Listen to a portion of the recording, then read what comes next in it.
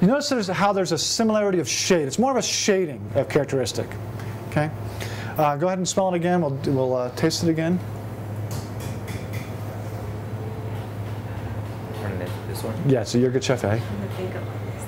Yeah, yeah. This is the hardest part because again, your brain is trying to go, where the hell have I smelled that before? That's definitely what I'm noticing is like finding the language to describe what I'm exactly. Right. It's really hard. It's very difficult. In a wine taster. Right. Or any taster. It doesn't really matter. But all I want you to do at this point is kind of see if you can't connect the dots. Can you sense this similarity within this? Is there a feature? Can you pick up that feature in the coffee? And that's really what we're trying to go for. No.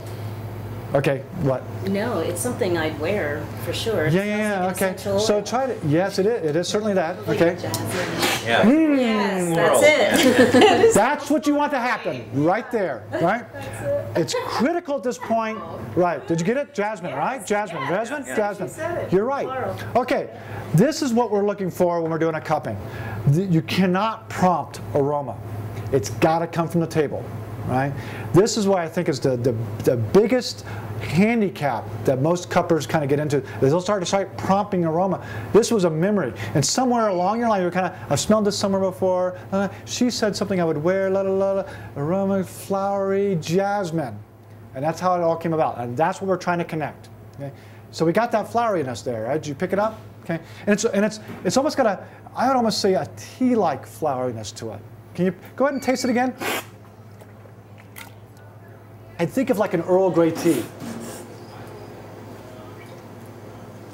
It almost has that kind of mouthfeel to it, right?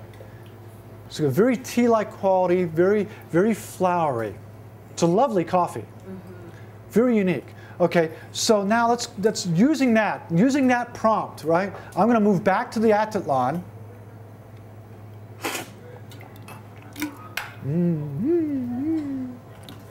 Go ahead and taste it. I'm not going to expect them to pick it up right away because we're still connecting these together. Although if you think you know, you go right ahead.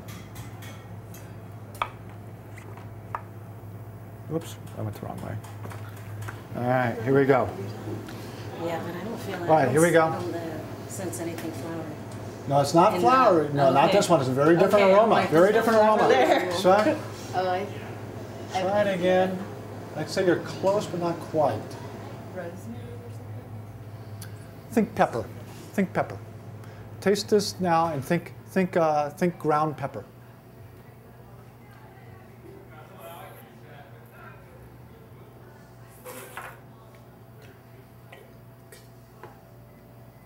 Can you pick up a kind of like almost a black pepper quality to it, right?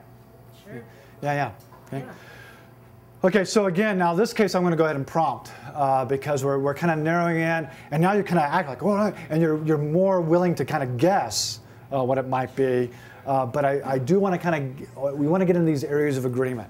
So this one has a very pepper-like quality to it, very almost black pepper quality to it. Okay, all right. Let us move on to a little more difficult one, and at this point, I'm going to pick one now, and let's pick this Betahona. Okay, go ahead.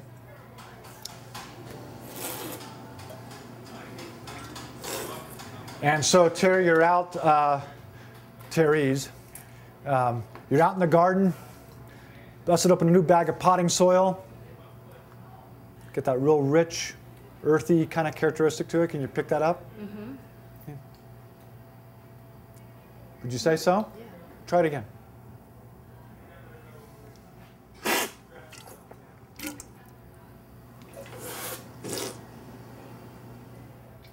So let's go back to that. Let's go back to that Atitlan, because these are similar shades of flavor.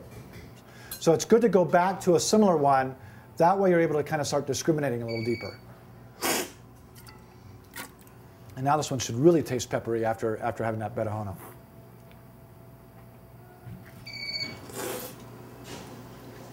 Notice how the pepper just stands out now? Okay. Let's go back to, and this is what's really helpful, begin going back and forth. You want to pick a couple of coffees that you feel really comfortable with and just work them back and forth. Oh, you're right here. Oh.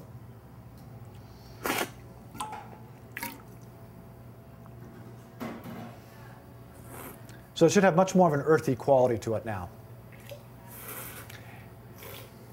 And there's a difference between dirty and earthy, right? So I don't want to say dirt, but that's kind of oftentimes the first thing that will come to mind. It almost has this dirt-like quality. But I would say it's much more of a richer, earth-like characteristic. Like I said, I usually think of potting soil in this. Yeah.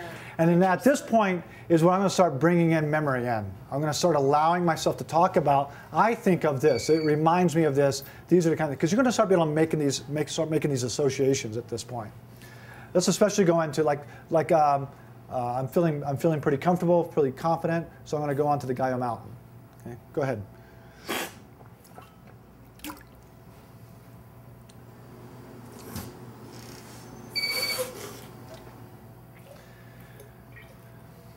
Okay, let's go back to taste again, something we remember.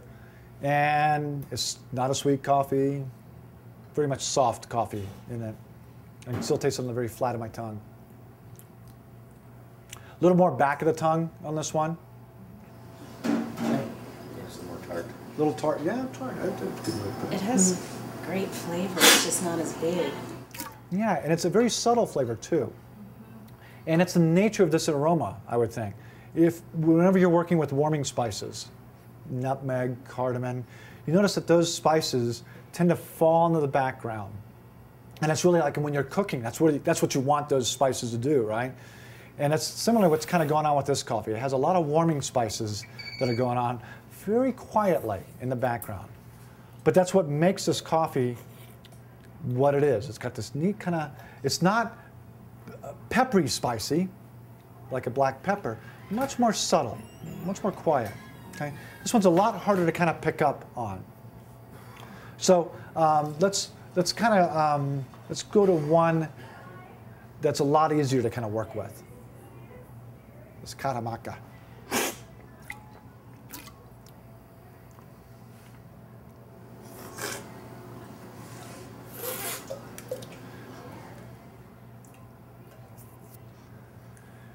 Okay, so what I want you to think about, do y'all use ground cocoa at your shop? Yes. Okay. You just kind of like, oh, that was it, right?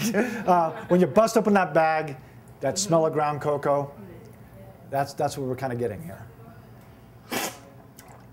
And in fact, if you go ahead and if you were to taste that again, and I kind of prompted cocoa, what kind of cocoa would you imagine that to be? Go ahead and taste it again, and just kind of pay attention and say, well, if this were a cocoa, oh, Terry's like, I'm fracking lost now, dude. Not a huge chocolate. Yes, that's right. Drier type. Yeah, it's almost like a baker's chocolate, isn't it? Yeah.